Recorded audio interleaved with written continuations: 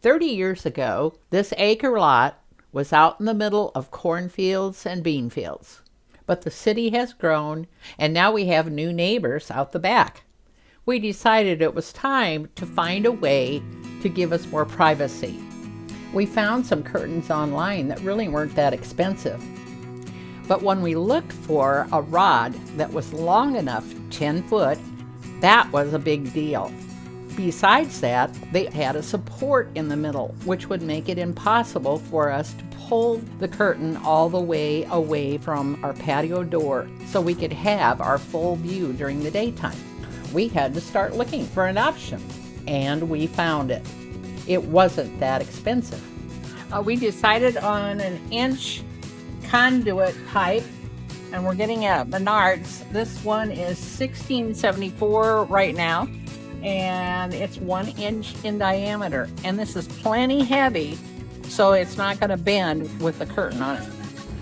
We need a bracket to hold the rod, and those are about $8 for a pair. Now we need a 1 inch dowel pin. This is going to be what we'll put our finial to, and we'll show you how that works in a little bit. And this one is just under $5. The finial is actually that cool little knob that's on the end of the rod that makes it look like a curtain rod. We didn't find what we were looking for at the store, so we ended up going online again. It needed to go with the 1 inch rod, and we found just what we were wanting.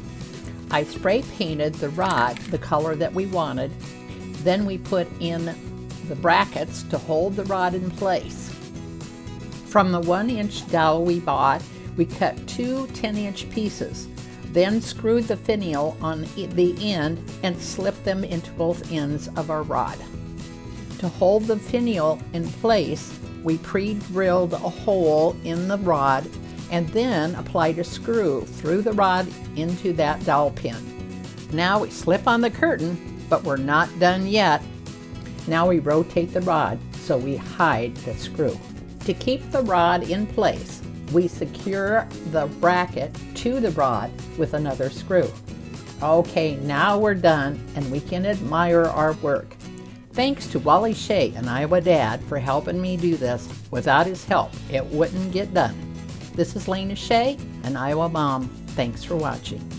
If you'd like to see more of my videos, go to youtube.com/@IowaMom.